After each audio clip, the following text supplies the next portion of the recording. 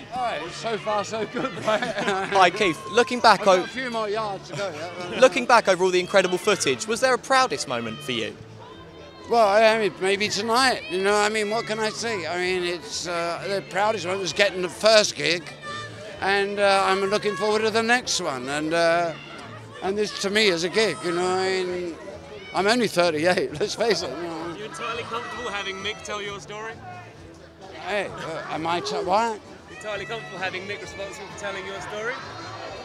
I thought I was telling him his story. You know, you got it all wrong, pal. You know?